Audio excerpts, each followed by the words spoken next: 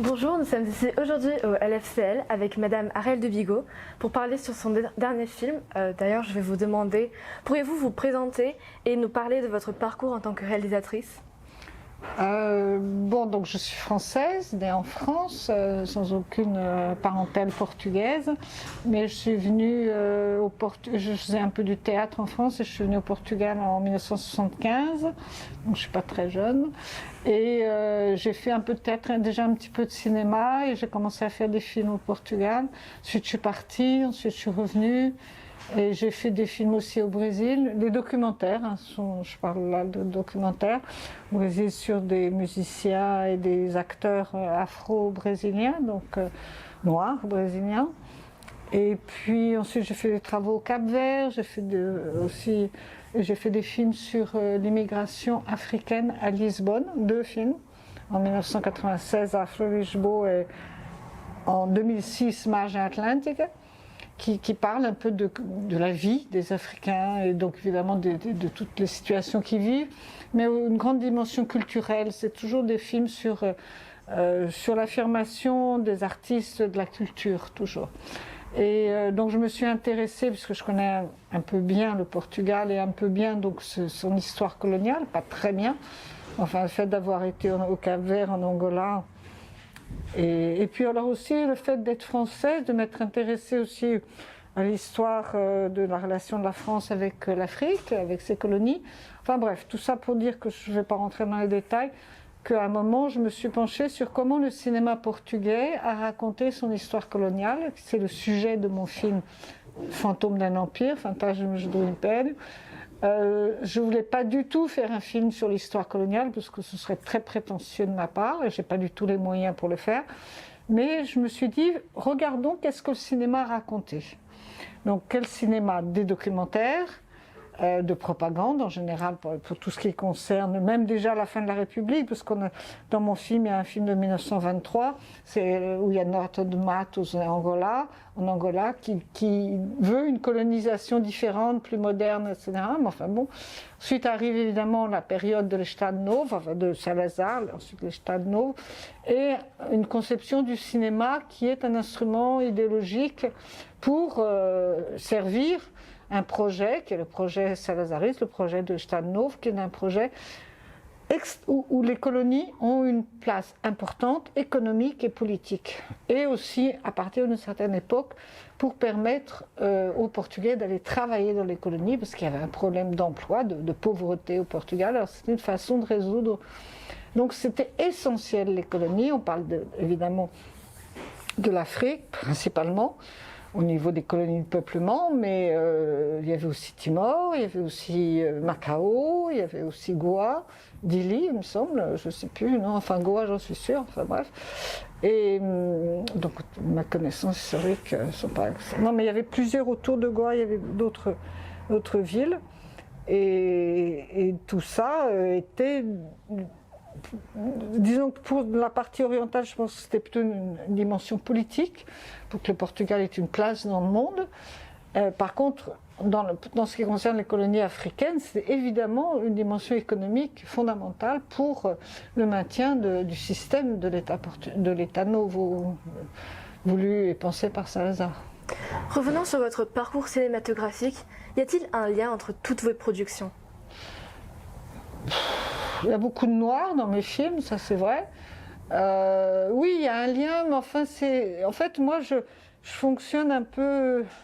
Je sais pas, je suis peut-être pas une très grande créatrice, si j'ai des idées dans la tête, mais ça vient beaucoup de parcours, de rencontres. Là par exemple j'ai rencontré des films, et une autre fois je vais rencontrer une musique. Si par exemple quand je suis allée au Brésil, je devais travailler là aussi sur le cinéma, on a fait une très grande mostra à Paris, la première sur la place des acteurs noirs dans le cinéma brésilien, donc tous les films brésiliens où il y avait des noirs, il n'y avait pas de réalisateur noir à l'époque.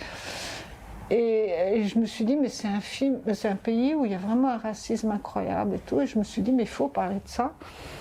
Et en fait, je suis allée par la voie de la musique. Essentiellement, il y a Gilberto Gil, il y a Martin Davil, Paulo Moura dans toute cette série. C'est toute une série que j'ai faite. Et donc, c'était une façon C'est-à-dire que les artistes, les créateurs de musique, de littérature, d'art visuel, ils lisent beaucoup sur l'identité et ils créent aussi de la communication, de la culture. Donc c'est très intéressant de voir les choses de ce point de vue-là. Donc peut-être que dans le fond, tous mes films sont liés par cette question, parce que même sur l'immigration africaine à Lisbonne, il y a des musiciens, il y a des acteurs.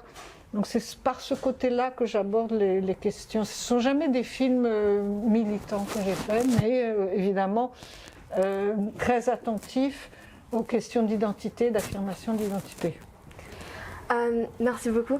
Même si on en a déjà parlé un peu, pourriez-vous nous parler sur votre dernier projet, Fantôme de l'Empire? Donc je me suis intéressée, enfin mon film réunit des extraits de films qui, comme le premier, le plus ancien, je crois que c'est 1923. Il y en a un qui a été tourné à Macao, un autre qui a été tourné en Angola, à Benguela.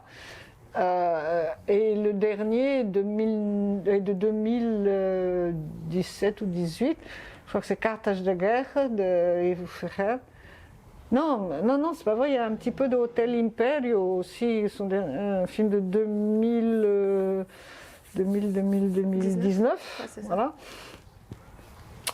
Dans le cas de Marguerite Cardoz, il y a le film Yvonne Kane, qui est, je crois, de 2008 ou 10, par là. Voilà. Donc c'est 100 ans de cinéma. Et il y a beaucoup de documentaires, parce que, alors que le cinéma portugais a un peu de documentaires, historiquement, on n'en avait pas beaucoup. Maintenant, il y a beaucoup de documentaires.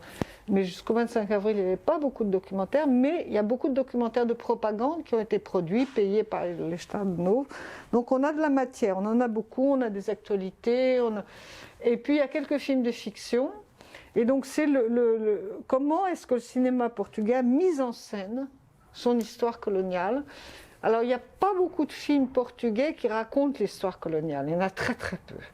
Il y a le film Chaimite, qui est un film historique sur l'expansion portugaise au Mozambique, les campagnes de pacification. Donc le mot pacification, on peut déjà penser que c'est exactement le contraire. Donc c'est des campagnes très violentes de massacres de populations africaines pour dominer un territoire. Ça, c'est Chaimite. Mais il n'y a pas beaucoup de films historiques. Il y a le film de Manuel de Oliveira, mais c'est un film bien évidemment après le 25 avril de 1980. Et puis, il y a quelques films de critique du colonialisme. Donc, à l'époque salazariste, pour vous les plus jeunes, il faut savoir que c'était une terrible censure. C'est-à-dire qu'il y a plein de choses qui ne passaient pas sur les mœurs, sur les relations hommes-femmes notamment, mais évidemment sur les questions politiques. Il était hors de question de prendre parti pour les indépendances et encore moins pour les guerres d'indépendance. Il y a deux films, enfin il y en a plusieurs, il n'y en a pas beaucoup, qui ont été faits par des Portugais qui critiquaient un peu le système, et c'est deux films qui ont été censurés.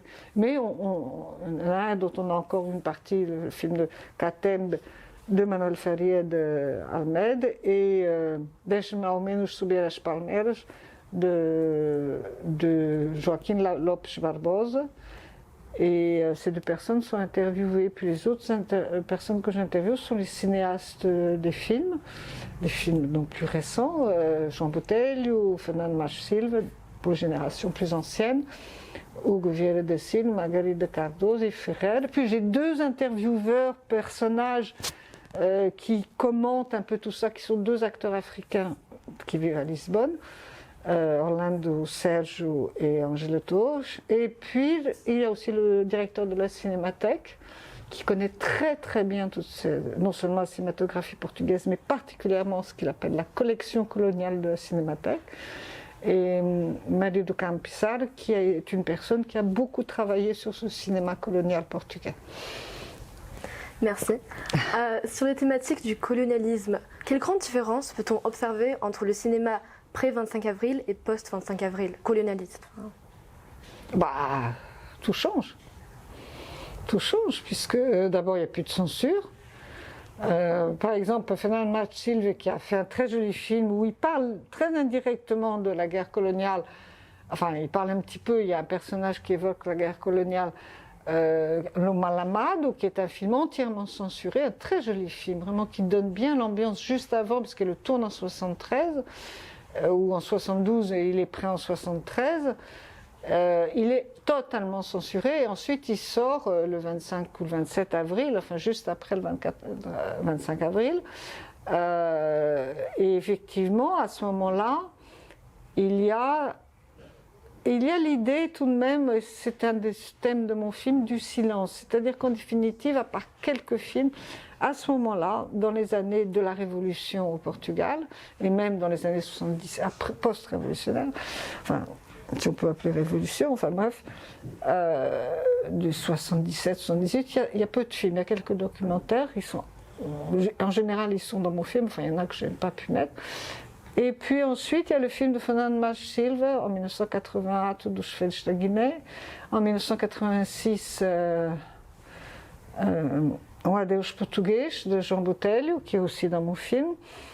Et puis en 1980 aussi, non, 80 ou 90, non, avant Glória, je crois que c'est 1990, non, avant Glória de Mandat, de Manuel de Oliveira, c'est 90 bien sûr.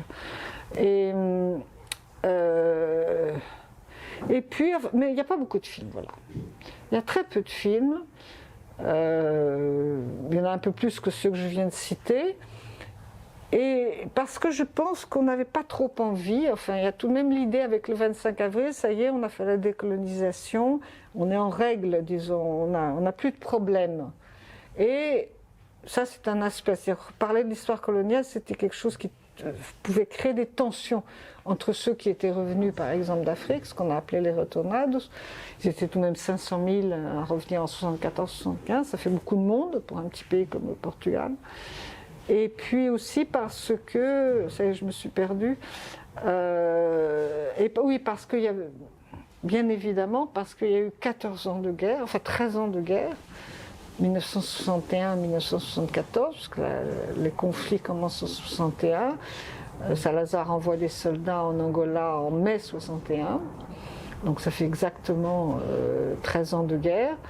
Et dans ces 13 ans, ça veut dire qu'il y a plusieurs classes d'âge, beaucoup de classes d'âge, de jeunes Portugais, souvent analphabètes, qui sont partis dans des pays qu'ils ne connaissaient pas, pour faire une guerre auquel ils ne comprenaient rien, comme d'ailleurs c'est dit dans mon film, et qui ont beaucoup souffert. Il y a eu des blessés, il y a eu des morts, il y a eu des traumatismes, beaucoup de traumatismes, parce qu'ils ont été dans une violence qu'ils ne comprenaient pas et qu'ils n'acceptaient pas.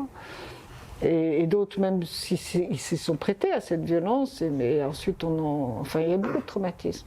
Donc le silence dont parle beaucoup mon film, Fernando Mas Silva en parle, Ivo Ferreira en parle, João Botelho en parle, Margarida Cardoso en parle. Sont des personnes qui ont été confrontées à ce silence, donc ce sont des réalisateurs qui ont voulu briser ce silence. Il est évident que la génération qui naît après le 25 avril, dans le cadre de mon film, c'est Ivo Ferreira, Hugo Vieira de Silva, cinéaste, aussi Miguel Gomes, qui n'est pas dans mon film et dont le film Tabou est dans mon film. Ce sont des personnes qui naissent après. Alors, ils ne sont pas, marqués par ce silence. Quand ils ont 20 ans ou 25 ans, quand ils commencent à faire du cinéma, ils ne sont pas touchés par ça. Et puis aussi, ce qui est intéressant dans les 3 cas là, que je viens de citer, parce qu'ils m'en ont parlé, il y a un certain moment où ils prennent conscience. Il le dit d'ailleurs, parce qu'il était à Macao, il se retourne sur l'histoire portugaise, et Hugo Vieira da Silva, comme il vit à Vienne, c'est quand il vit à Vienne en Autriche, que tout d'un coup, il regarde son pays différemment, et il se rend compte de l'importance de l'histoire coloniale. Et il décide, au bout enfin pas tout de suite, mais Posto Avançado do Progresso, il prend un livre de Conrad, l'écrivain d'origine en fait polonaise, je crois, qui ensuite écrivait en anglais, enfin bref, mais il l'adapte très bien, il change beaucoup de choses aussi, il apporte beaucoup de choses. C'est un film, une histoire qui se passe au Congo, lui belge, et lui il le met du côté du Congo angolais, donc portugais. À la fin du 19e siècle.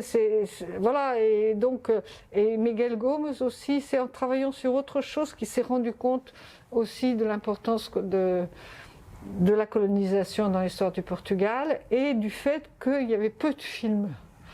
Et donc, maintenant, il y a plusieurs jeunes, très jeunes, enfin beaucoup plus jeunes encore, presque la 2e génération post-25 avril, qui regardent d'une façon, je dirais, plus décontractée. Ils n'ont pas été... Mais tout de même, ce qui est intéressant de voir, alors ça n'a pas à voir avec le silence, mais au contraire avec le fait de briser le silence, c'est que justement les jeunes générations, on découvre que leur mère, leur père, leur grand-père, leur grand-oncle a été dans les colonies, et pas forcément comme pour faire la guerre. Voilà, il y a des... Comme le dit Ivo Ferrer dans mon film, il n'y a pas une seule famille portugaise où il n'y ait pas un lien avec la colonie, soit par la guerre ou soit par la colonisation, c'est-à-dire le fait d'aller habiter, vivre dans les colonies.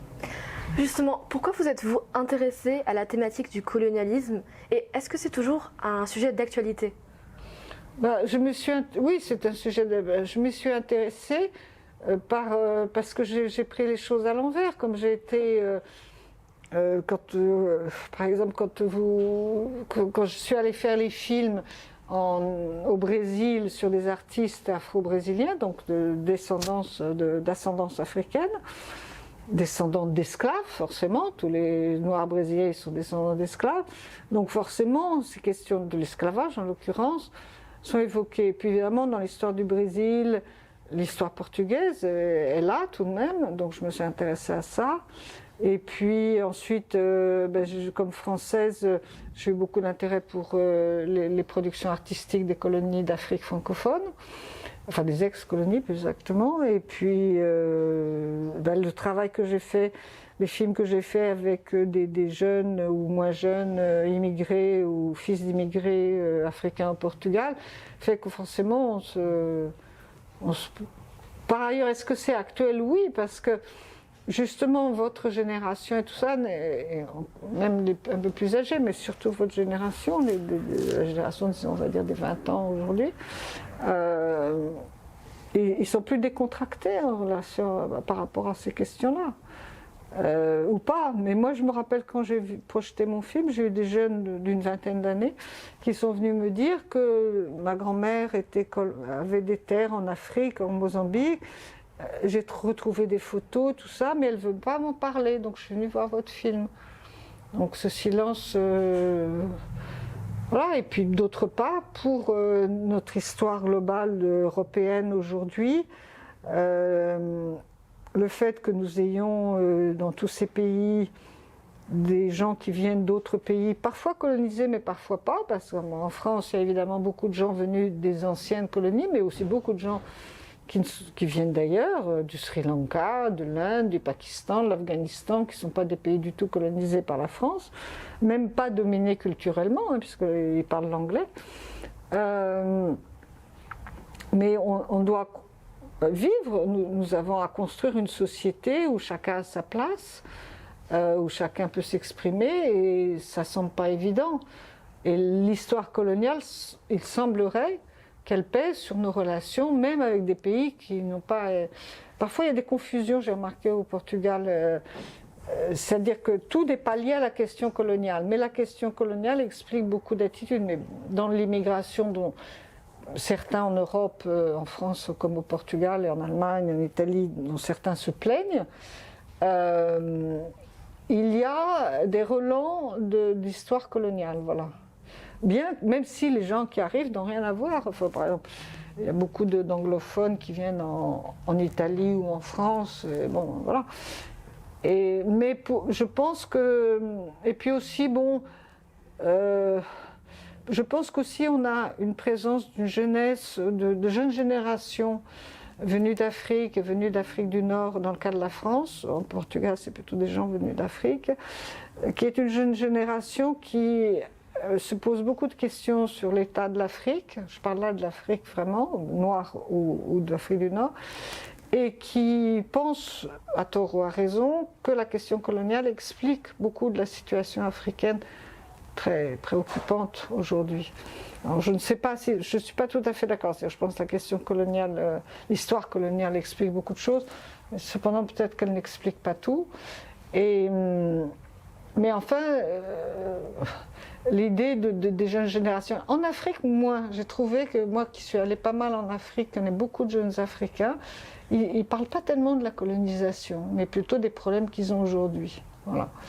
Mais bon, on voit bien partout en France ou au Portugal, pour parler de ces deux pays, que cette question coloniale, il faut re-raconter l'histoire. Et c'est vrai qu'au niveau des guerres, la guerre d'Algérie pour la France ou la guerre en Angola ou Guinée ou Mozambique, a été mal racontée. Encore aujourd'hui, elle est mal racontée. Donc il faut remettre les choses parce que c'est pas si loin que ça, parce qu'on a des descendants de gens qui ont combattu, qu'on vit et qui ont envie de connaître la vérité. Les petits-enfants des combattants sont souvent ceux qui vont chercher l'histoire. En France, on a ça par rapport à la guerre d'Algérie. C'est avec un recul différent. Voilà. Mais je pense surtout qu'il faut essayer de ne pas partir avec des préjugés idéologiques. En toute modestie, ce que j'ai fait moi j'ai regardé les films, il faut regarder l'histoire, il faut regarder les faits. C'est toujours plus complexe, c'est-à-dire qu'effectivement, il peut y avoir aussi bien dans un pays comme l'Algérie ou l'Angola une convivialité relative entre les colons et les colonisés, c'est-à-dire des gens venus d'ailleurs et des gens qui sont du pays. Mais ça n'empêche pas qu'il y ait aussi exploitation économique, exploitation évidemment des richesses du pays, mais il y a aussi des métissages culturels, c'est-à-dire que les Africains ont une grande aptitude à intégrer des influences culturelles dans leur... on peut le voir à différents niveaux, mais là, au niveau de la musique, ça se voit très bien, ils ont intégré des éléments européens dans leur musique, et nous on dit musique africaine, alors c'est une musique complètement métisse. Donc les métissages de langue, de culture, dans le théâtre, dans la littérature, beaucoup d'Africains écrivent dans la langue du colon. Hein, donc c'est complexe, c'est assez compliqué. Et à l'époque coloniale, il pouvait y avoir tout à fait la convivialité, même une certaine considération pour la culture locale. C'est arrivé en Algérie, il y a eu beaucoup de Français qui sont vraiment intéressés. Donc je pense que c'est très intéressant à regarder si on regarde toute la complexité qui est la complexité de l'être humain. L'être humain, c'est pas tout blanc, tout noir, si je peux me permettre. Et donc on a des contradictions, surtout dans nos relations avec l'autre, même, et on le sait bien, enfin on le voit bien, même quelqu'un qui est dominé, exploité, que ce soit un esclave, un employé, etc., les relations sont assez complexes. Alors, je ne veux pas avoir un point de vue moral. Moi, je trouve qu'on se perd un peu si on a des points de vue moraux, mais qu'effectivement, il y a plein d'histoires à raconter. Dans le cas du Portugal, il y a plein de magnifiques histoires humaines à raconter. Et on voit dans la littérature, il y a de plus en plus de choses qui sortent. Maintenant, avoir des lectures très manichéistes, je crains que ça ne nous mène pas... Je ne suis pas en train de défendre quoi que ce soit, mais je dis ce qui est intéressant dans l'histoire, c'est la complexité. Effectivement, il faut donner leur place réelle aux femmes qui ont eu un rôle... Et à plein de gens qui n'ont, dans l'histoire officielle qui nous est racontée dans les livres en France ou au Portugal, ces gens-là n'ont pas de place alors qu'ils ont eu un rôle très important. Donc ça, il faut le remettre en place, c'est-à-dire remettre des personnages. Il y a des personnages qui ont été effacés. Mais l'être humain raconte toujours, invente son histoire. On a vu ça en Union soviétique, comment on effaçait carrément des personnages. Donc ça, c'est une pratique... c'est comme dans les familles, tout d'un coup il y a un oncle dont on ne parle jamais et il n'existe pas.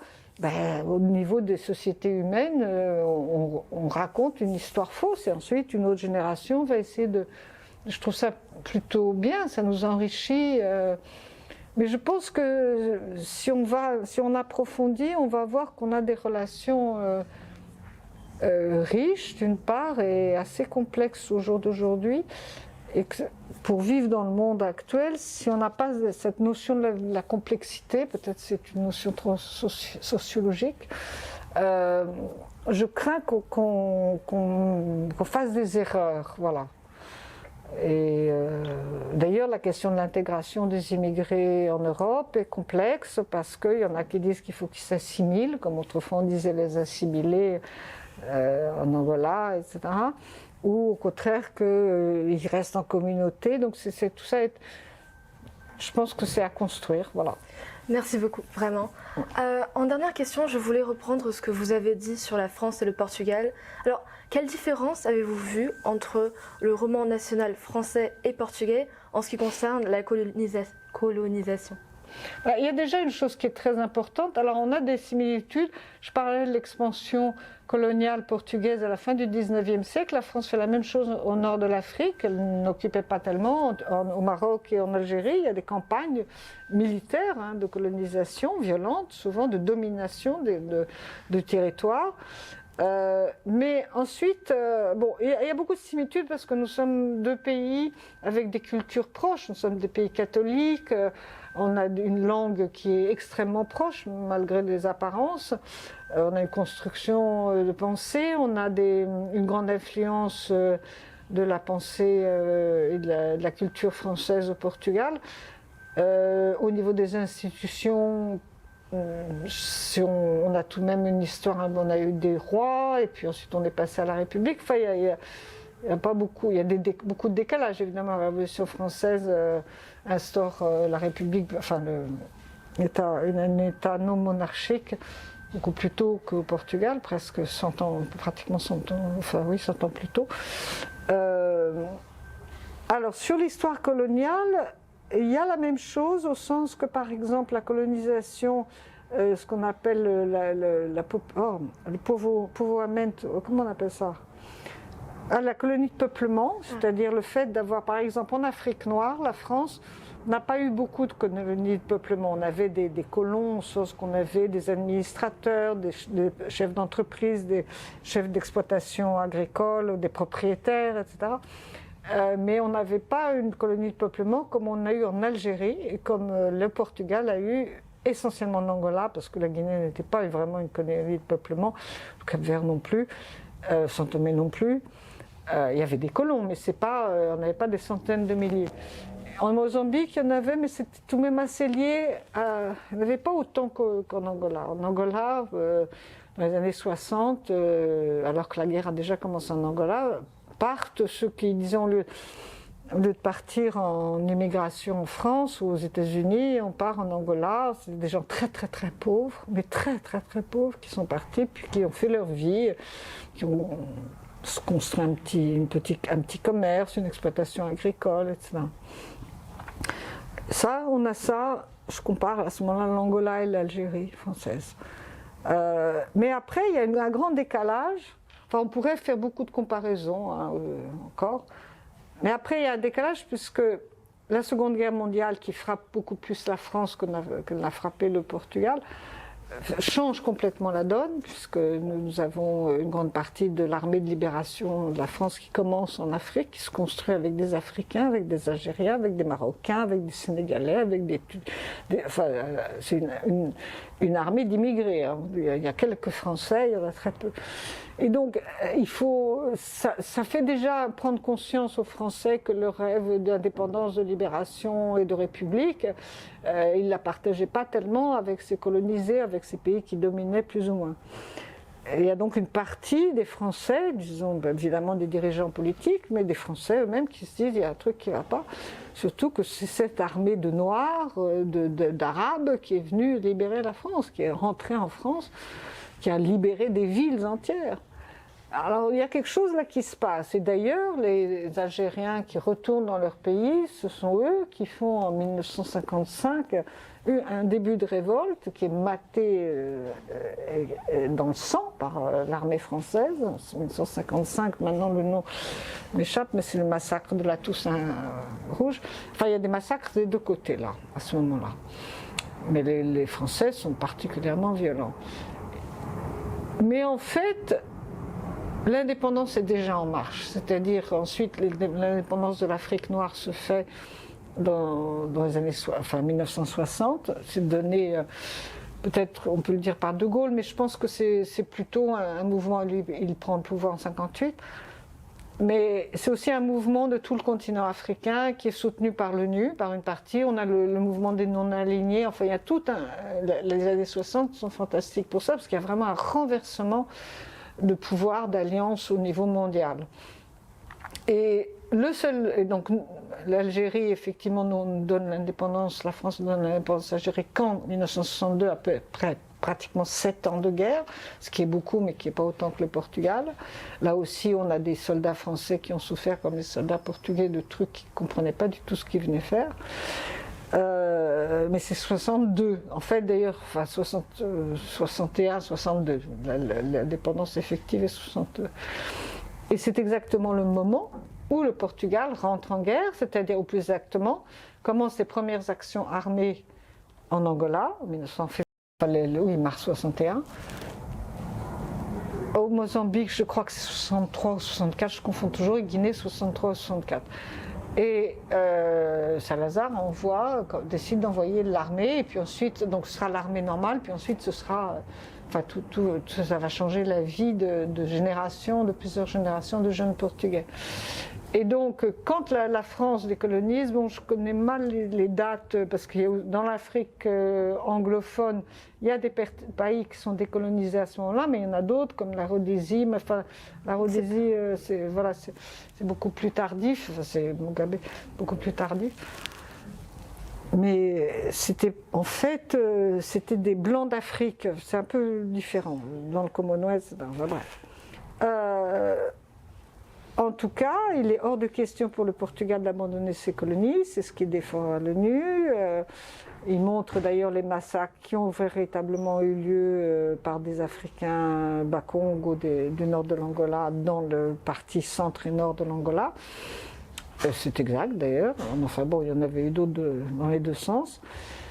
Et donc le Portugal est le dernier à partir de l'Afrique. Voilà. Et ça, je pense que ça fait une grosse différence pour répondre à la question avec la France, c'est-à-dire que tout ce travail sur la décolonisation réelle, la décolonisation politique n'a peut-être pas été très réelle, mais ensuite il y a la décolonisation des esprits, des idées, de la culture. Et on a tout de même pu compter en France sur beaucoup de générations de grands nombres d'intellectuels, de gens, de penseurs, d'artistes, très clairs sur ces questions-là, extrêmement clairs, déterminés à clarifier ce passé un peu douteux ou même parfois terrible. Et donc ce travail, il a commencé, bon, évidemment avant les années 60, mais à partir des années 60, il s'est développé. Et au contraire de ce qu'on pense ou de ce qu'on dit, la question de la décolonisation, la question du racisme, la question de la discrimination, la question...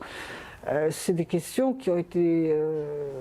en France même, on dirait qu'on le découvre, c'est parce qu'on a complètement oublié que les années 60-70, c'était une des grandes questions. Parce qu'il y avait le mouvement des non-alignés, parce qu'il y avait l'influence soviétique qui soutenait beaucoup de pays dans leur affrontement avec l'Occident, enfin avec l'Europe. Et donc, c'est pas du tout nouveau tout ça, bon, la jeune génération. Maintenant, on voit les choses d'une façon différente, on veut les regarder d'une façon différente, en raison notamment de l'importance de l'immigration, qui est encore plus importante maintenant qu'elle était dans les années... Elle était déjà très importante dans les années 60-70, mais elle est beaucoup plus maintenant. Donc, mais je ne pense pas qu'on va réinventer l'histoire, c'est-à-dire qu'il y avait déjà un grand travail dans les historiens français ont commencé à travailler beaucoup sur la question coloniale, beaucoup. Les sociologues, les politiques, les écrivains. On a un nombre de livres, de films énormes, quoi, même de pièces de théâtre. Mais ça ne veut pas dire qu'il ne faut pas de nouveau se pencher dessus. Mais je pense qu'on a un vrai décalage avec le Portugal, qui, après le 25 avril, a préféré effectivement, comme je le dis dans mon film, le silence plutôt. C'était aussi un peu comme ça en France, mais peut-être moins longtemps, voilà. Et le silence, il a perduré jusque... Pratiquement, en fait, c'est les années 2000, la nouvelle génération qui est née après le 25 avril, qui commence à voir les choses complètement différemment. Et c'est très bien. Voilà. Merci beaucoup. Je voudrais continuer de vous poser des questions, mais voilà. Merci beaucoup d'avoir regardé. Merci à vous tous.